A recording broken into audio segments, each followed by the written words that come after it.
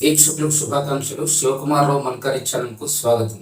విద్యార్థులారా, 10వ తరగతి పబ్లిక్ పరీక్షల్లో తెలుగులో మీకు అత్యుత్తమ మార్కులు సాధించేందుకు మన ఛానల్ ఎంతగానో ఉపయోగపడుతుంది. మన ఛానల్లో చెప్పబడేటువంటి సలహాలు, సూచనలు మీ విజయంలో కీలక పాత్ర పోషిస్తాయి. 10వ తరగతి పబ్లిక్ పరీక్షల్లో వ్యాకరణాంశాల్లో మొదటగా అడగబడేటువంటి అంశం అలంకారాలు. ఆ అలంకారాలు ఖచ్చితంగా పబ్లిక్ పరీక్షలో వచ్చేటువంటి అలంకారాలను మనం ఇప్పుడు చెప్పుకుందాం. మొదటగా చెప్పుకునేటువంటి అలంకారము ముక్త పదగ్రస్త అలంకారం. ముక్త పదగ్రస్తము. ముక్త అంటే విడువబడిన, వదిలిన. ముక్త పదము అంటే వదలబడిన పదము. ఒక వాక్యం చివరిలో వదలబడిన పదము తర్వాత రెండవ వాక్యంలో గ్రహించడం. అలాగే రెండవ వాక్యం చివరిలో వదలబడిన పదము మూడవ వాక్యం ప్రారంభంలో గ్రహించడం. మొదటగా నిర్వచనం గమనిద్దాం. వాక్యాల చివర విడవబడిన పదాలను తిరిగి గ్రహించడం. వాక్యాల చివర విడవబడిన పదాన్ని తిరిగి గ్రహించడం. ఉదాహరణ గమనిస్తే, అదిగో మేడ. మొదటి వాక్యం చివరి పదం మేడ. రెండవ వాక్యం ప్రారంభంలో కూడా అదే పదం. మేడ ప్రక్కన గోడ. మేడ ప్రక్కన గోడ. రెండవ వాక్యం చివరిలో గోడ ఉంది, అది మూడవ వాక్యం ప్రారంభంలో రావాలి. గోడ ప్రక్కన దూడ. దూడ వేసింది పేడ. సరే, మొదటి వాక్యం చివరిలో మదన వచ్చింది. రెండవ వాక్యం మొదట్లో మదన వచ్చింది. రెండవ వాక్యం చివరిలో సదన వస్తే మూడవ వాక్యం మొదట్లో కూడా సదన వచ్చింది. మూడవ వాక్యం చివరిలో రదన, నాలుగవ వాక్యం ప్రారంభంలో రదన. అర్థమైంది అనుకుంటాను. తర్వాత ఉదాహరణ, గోదావరి గట్టుంది, గట్టు మీద చెట్టుంది, చెట్టు మీద పెట్టుంది, పిట్ట మనసులో ఏముంది. ఇది ఒక సినిమా పాట. దీన్ని గమనిస్తే మొదటి వాక్యం చివరిలో గట్టు ఉంది, అదే రెండవ వాక్యం ప్రారంభంలో అయింది. గట్టు మీద చెట్టు ఉంది, రెండవ వాక్యం చివరిలో చెట్టు. ఆ చెట్టే మూడవ వాక్యం ప్రారంభంలో వచ్చింది. చెట్టు మీద పెట్టుంది, మూడవ వాక్యం చివరిలో పిట్ట ఉంది, నాలుగవ వాక్యం ప్రారంభంలో పిట్ట మనసులో ఏముంది. ఇది ముక్త పదగ్రస్త అలంకారం. విద్యార్థులారా, తర్వాతి అలంకారం శ్లేష అలంకారం. శ్లేష అనగా సంస్కృతంలో నిర్వచనం వచ్చేసి నానార్థ సంశ్రయ శ్లేష. అంటే ఒకే వాక్యంలో రకరకాల అర్థాలు ఇమర్చడమే శ్లేష అలంకారం. నిర్వచనాన్ని గమనిస్తే, ఒక వాక్యంలో ఒకటి కన్నా ఎక్కువ అర్థాలు, అంటే నానార్థాలు, ఒక వాక్యంలో ఒకటి కన్నా ఎక్కువ అర్థాలు వచ్చేలా చెప్పబడే వాక్యాన్ని శ్లేషాలంకారం అంటారు. ఈ నిర్వచనం మీకు అర్థం కావాలంటే ఈ ఉదాహరణ గమనించండి, మీకు సులభంగా అర్థమవుతుంది. ఆహారము ఎంత బాగుందో. ఆహారము ఎంత బాగుందో. ఇందులో అర్థాన్ని గమనిస్తే ఆహారం ఎంత బాగుంది, ఆహారము ఎంత బాగుంది. ఆ హారము ఎంత బాగుంది, ఆ హారము ఎంత బాగుంది. తర్వాత ఆహా రమ్ము ఎంత బాగుంది, ఆహా రమ్ము ఎంత బాగుంది. చూశారా శ్లేషాలంకారంలోని చమత్కారము. విద్యార్థులారా, రెండవ ఉదాహరణ అతి ముఖ్యమైనది, గమనించండి. రాజు కువలయానందకరుడు. రాజు కువలయానందకరుడు. రాజు నానార్థాలు వచ్చేసి ప్రభువు చంద్రుడు. అలాగే కువలయము నానార్థము ఒకటి భూమి, రెండు కలవ పువ్వు. రాజు కువలయానందకరుడు అంటే మొదటి అర్థం వచ్చేసి రాజు ప్రభువు. కువలయం అంటే భూమి, భూమికి ఆనందం కలిగించేవాడు. భూమి అంటే అర్థము ప్రజలు, ప్రజలకు ఆనందం కలిగించేవాడు. ఆ విధంగా రాజు భూమికి ఆనందం కలిగించేవాడు ఒక అర్థము. తర్వాతి అర్థము చంద్రుడు. కువలయము అంటే కలవపు అని చెప్పుకున్నాం కదా. ఇక్కడ ఒక విషయం గమనించాలి. సూర్యుడి కాంతికి విచ్చుకునేటువంటివి తామర పూలు అయితే, చంద్రుడి కాంతికి విచ్చుకునేవి కలువపూలు. చంద్రుడు కువలయానందకరుడు, కలువపూలకు ఆనందం కలిగించేవాడు. కలువపూలు విచ్చుకుంటారు. కలువపూలు ఆనందంతో విచ్చుకోవడానికి కారకుడు చంద్రుడు. కాబట్టి చంద్రుడు కలువపూలకు ఆనందం కలిగించేవాడు అని అర్థం. విద్యార్థులారా, మూడవ ఉదాహరణ గమనిద్దాం. మానవ జీవితం నీటి బుడగ. అంటే నీటి బుడగ అంటే శాశ్వతం కాదు, ఎప్పుడో ఒకప్పుడు నీటి బుడగ పగులుతుంది. మనిషి జీవితం కూడా శాశ్వతం కాదని చెప్పడం ఈ వాక్యంలో ఉద్దేశము. మా నవ జీవితం నీటి బుడగ. మానవ జీవితం నీటి బుడగ, మా నవ జీవితము నీటి బుడగ. ఇది శ్లేషాలంకారంలో చమత్కారం. విద్యార్థులారా, తర్వాతి అలంకారాన్ని గమనిస్తే లాటానుప్రాస అలంకారం. దీని నిర్వచనాన్ని గమనిస్తే, ఒక వాక్యంలో రెండు పదాలు వెంట వెంటనే అర్థభేదంతో కాదు తాత్పర్య భేదంతో రావడం. వెంట వెంటనే రావాలి. అర్థం అదే అర్థం ఉండాలి, కానీ తాత్పర్య విధం వేరే ఉండాలి. ఇన్నర్ మీనింగ్ చెప్పాలనుకున్న భావం వేరే ఉండాలి. దీన్ని ఉదాహరణ ద్వారా చూద్దాం. ఈ ఉదాహరణలో వీరుని కన్న తల్లి తల్లి, ఇక్కడ రెండు తల్లి అనే పదాలు ఉన్నాయి. మొదటి తల్లికి అర్థం అమ్మ అని, రెండవ తల్లికి అర్థము గొప్ప తల్లి అని అర్థం. నవమాసాలు మోసి కనిపించినటువంటి తల్లి దేశం కోసం తన కుమారుణ్ణి త్యాగం చేస్తుంది. నిజంగా ఆమె గొప్ప తల్లి. అలాంటి వీరులు లేకపోతే దేశాన్ని రక్షించేవారు ఎవరు? కాబట్టి వీరుని కన్న తల్లి తల్లి, ఆమె గొప్ప తల్లి అని అర్థం. మొదటి తల్లి అంటే అర్థము మామూలుగా అమ్మ అని అర్థము, రెండవ తల్లికి అర్థము గొప్ప తల్లి అని అర్థం. తర్వాత మానవత గల మనిషి మనిషి, మానవత్వం ఉన్నటువంటి మనిషే మనిషి అని అర్థం. మొదటి మనిషికి అర్థము మానవుడు అని, తర్వాత మనిషికి అర్థం గొప్ప మానవుడు అని అర్థం. విద్యార్థులారా, మూడవ ఉదాహరణ చాలా ఇంపార్టెంట్, గమనించండి. మలయగిరి నుండి వచ్చేటువంటి గాలి గాలి, చల్లని గాలి మలయగిరి పర్వతాల మీదుగా వస్తుంది. మలయగిరి నుండి వచ్చేటువంటి గాలి గాలి అంటే మొదటి గాలికి అర్థం సాధారణమైన గాలిని, రెండవ గాలికి అర్థము స్వచ్ఛమైన గాలి అని అర్థం. తర్వాత నాలుగవ ఉదాహరణ, శ్రీనాథుడు వర్ణించు జిహ్వ జిహ్వ.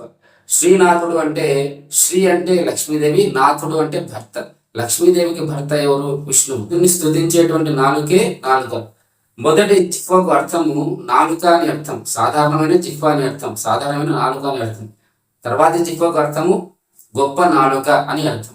విద్యార్థులారా, ఇది లాటానుప్రాస అలంకారం. విద్యార్థులారా, తర్వాత మనం చెప్పుకోబోయే అలంకారం స్వభావోక్తి అలంకారం. స్వభావోక్తి అలంకారం, స్వభావాన్ని చెప్పడం. జాతి గుణ క్రియాదుల్ని యథాతథంగా వర్ణించడం. అంటే జాతి అంటే ఇక్కడ మొదటగా పక్షి జాతి కావచ్చు, మనిషి జాతి కావచ్చు, జంతు జాతి కావచ్చు. గుణాలు, వాటి గుణాలు, కుక్క గుణమేమి, పక్షి గుణమేమి, మనిషి గుణమేమి, అలా గుణ యథాతథంగా చెప్పడం. క్రియాదులు, మనిషి చేసేటువంటి పనులు, జంతువు చేసే పనులు, పక్షులు చేసే పనులు, కీటకాలు చేసే పనులు, ఇలా జాతి గుణ క్రియాదుల స్వభావాన్ని యథాతథంగా చెప్పడం. మనిషి జాతి కావచ్చు, పక్షి జాతి, జంతు జాతి, కీటకాల జాతి, ఇలా వీటి యొక్క జాతి గుణ క్రియాదులను, క్రియా మొదలైన వాటిని యథాతథంగా చెప్పడమే స్వభావోక్తి అలంకారం. దీని ఉదాహరణ ద్వారా గమనిద్దాం. ఆకలితో ఉన్న కుక్క నాలుక చాచి చొంగ కార్చుతూ తోగొక్కుతున్నది. ఆకలితో ఉన్న కుక్క నాలుక చాచి చొంగ కార్చుతూ తోగొక్కుతూ ఉన్నది. సహజంగా కుక్కలు ఆకలితో ఉన్నప్పుడు చేసేటువంటి లక్షణమే ఇది. ఈ విధంగా ఆ కుక్క యొక్క లక్షణాన్ని ఇక్కడ చెప్పడం జరిగింది. విద్యార్థులారా, తర్వాత ఉదాహరణ, గుసగుసలతో కొమ్మ కొమ్మపై నివసించి ముక్కు లానించు లకుముకి పెట్ట దంపతులు. విద్యార్థులారా, ఈ ఉదాహరణ చాలా ఇంపార్టెంట్, గమనించండి. ఇక్కడ లకుముకి పిట్టల గురించి చెప్తున్నారు. లకుముకి పిట్టలు అంటే కింగ్ ఫిషర్ బర్డ్స్. లకుముకి పిట్ట దంపతులు, లకుముకి పిట్ట యొక్క భార్యాభర్తల గురించి చెప్తున్నారు. ఇవి ఏం చేస్తున్నాయంట? చెట్టు మీద ఉండేటువంటి కొమ్మ కొమ్మలపై నివసించినాయి. చెట్టు మీద ఉండేటువంటి కొమ్మ కొమ్మల మీద ఈ లకుముకి పిట్ట దంపతులు నివసించినాయి. ఇవి ఏం చేస్తున్నాయంట? గుసగుసలతో ముక్కు లానించు. ఆడపక్షి మగపక్షి లేదో గుసగుస చెప్తుంటే ఆ మగపక్షి కూడా తర్వాత ఆడపక్షి చెవిలో గుసగుస చెప్తుంది. ఇలా అవి గుసగుసలు ఆడుకుంటున్నాయి.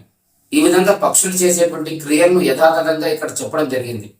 కాబట్టి ఇది స్వభావోక్తి అలంకారం అందించడం జరిగింది. ఇక మూడవ ఉదాహరణ, అడవిలో జింక బిత్తర చూపులతో దిక్కులు చూస్తూ చెవులు నిక్కబడుచుకుని చెంగుచున్న గెంతుతున్నది.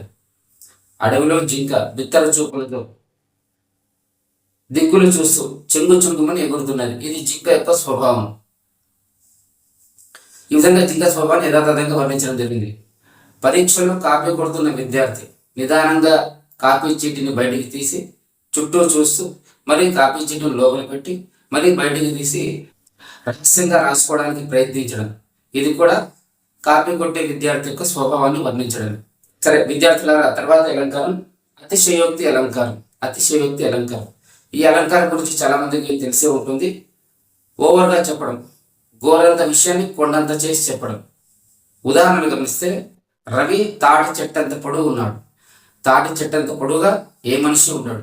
కానీ ఇక్కడ రవి తాటి చెట్టంత పొడవు ఉన్నాడు అంటే అర్థము రవి చాలా ఎత్తుగా ఉన్నాడు అని అర్థం. ఇక తర్వాత ఉదాహరణ, మా పొలంలో బంగారం పండింది. లలితా జ్యువెలరీకి పోయి బంగారం విత్తనాలు తీసుకొచ్చి పొలంలో నాటారేమో, మా పొలంలో బంగారం పండింది అంటే అర్థం అది కాదు. బంగారం ఎంత విలువైందో అంత విలువైనటువంటి పంట పండింది అని అర్థం. మా పొలంలో బంగారం పండింది అంటే పంట బాగా పండింది అని అర్థం. తర్వాత ఉదాహరణ, ఇది చాలా ఇంపార్టెంట్ ఉదాహరణ, గమనించండి. భూమి ఆకాశాలు ఏకం చేస్తూ వర్షం కురుస్తున్నది. భూమి ఆకాశాలు ఏకం చేస్తూ వర్షం కురుస్తున్నది. భూమి ఆకాశం ఎప్పటికీ కలుసుకోవు. భూమి ఆకాశం అనేటువంటి తేడా లేకుండా భూమి ఆకాశాలు రెండు ఒకటిగా కలిసేటట్టుగా, అంటే వర్షం అంతా పొంగి పొంగి పొర్లుతుంది అనమాట. భూమి ఆకాశం ఏకం చేసేంత వర్షం పడింది అని అతిశయంగా, అంటే ఎక్కువగా చేసి చెప్పడం అనమాట. ఇలా గోరంత విషయాన్ని కొండంత చేసి చెప్పడాన్ని అతిశయోక్తి అలంకారం అంటారు. ఇక చివరి అలంకారాన్ని గమనిస్తే, విద్యార్థులారా, 10వ తరగతి తెలుగు పబ్లిక్ పరీక్షల్లో ఖచ్చితంగా వచ్చేటువంటి అలంకారాలు చిట్ట చివరిది ఉత్ప్రేక్ష అలంకారం. ఉత్ప్రేక్ష అనగా ఊహ అని అర్థం. ఇది అదా అన్నట్టుగా ఉంది, ఇది అదా అన్నట్టుగా ఉంది, ఇలాంటి ఉదాహరణలు ఇందులో వస్తుంటాయి. దీని యొక్క నిర్వచనాన్ని గమనిస్తే, ఉపమేయమును ఉపమానముగా ఊహించి చెప్పడం. ఉపమేయమును ఉపమానముగా ఊహించి చెప్పడం. ఇక్కడ క్రింద ఉదాహరణలు గమనిస్తే ఉపమేయమేమో ఉపమానమేమో మనకు తెలుస్తుంది.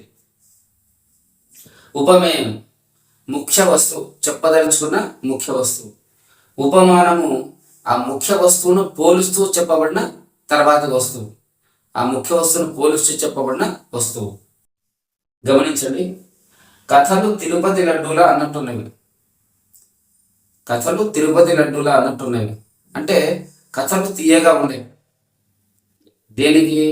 కథలు తీయగా ఉండేవి చెవులకు. లడ్డు రుచి నోటికి చక్కగా ఉంటుంది. అలాగే కథల్ని లడ్డూలుగా ఊహిస్తున్నారు. విద్యార్థులారా, ఈ ఉదాహరణ గమనించండి. ఈ పాట అమృతం అన్నట్టున్నది. ఈ పాట అమృతం అన్నట్టున్నది. పాటను దేనిగా ఊహిస్తున్నారు? అమృతంగా ఊహిస్తున్నారు. అమృతం తాగితే ఎంత హాయిగా ఉంటుందో ఆ పాట కూడా అంత హాయిగా ఉంది. అలాగే ఆ అక్షరాలు ముత్యాలు అన్నట్టున్నాయి. ముత్యాలు గుండ్రంగా ఉంటాయి, ఆ అక్షరాలు కూడా గుండ్రంగా ఉన్నాయి. కాబట్టి ఆ అక్షరాలు ముత్యాలు అన్నట్టు ఉన్నాయి. మూడవ ఉదాహరణ చాలా ఇంపార్టెంట్ ఉదాహరణ, గమనించండి. ఈ వెన్నెల పాలవెల్లియ అన్నట్టున్నది. ఈ వెన్నెల పాలవెల్లియ అన్నట్టున్నది. మిత్రులారా, పాలవెల్లి అంటే అర్థము మిల్కీ వే. రాత్రిపూట ప్రకాశవంతమైనటువంటి తెల్లటి కాంతి ఆకాశంలో కనిపిస్తుంది. వెన్నెలను ఏ విధంగా ఊహిస్తున్నారు అంటే పాలవెల్లిలా వెన్నెల ఉంది అని ఊహిస్తున్నారు. ఇక్కడ క్రింద ఉదాహరణ గమనిద్దాము. ఉపమేయం ఉపమానానికి సంబంధించి మీకు సులభంగా అర్థమవుతుంది. పాటను అమృతంగా ఊహించినారు, అక్షరాన్ని ముత్యాలుగా ఊహించినారు, వెన్నెలను పాలవెల్లిగా ఊహించినారు. ఈ విధంగా ఉత్ప్రేక్ష అలంకారంలో ఉపమేయమును ఉపమానముగా ఊహించడం జరుగుతుంది. అలాగే మన పబ్లిక్ పరీక్షలో తెలుగులో అతి ముఖ్యమైనటువంటి వ్యాకరణాంశాలన్నీ క్లాస్ రూపంలో చెప్పుకోవడం జరుగుతుంది. ఈ విషయాన్ని మీ మిత్రులకు తెలియజేయండి. వారిని కూడా మన కార్యక్రమాన్ని చూసేలా ప్రోత్సహించండి. ధన్యవాదాలు.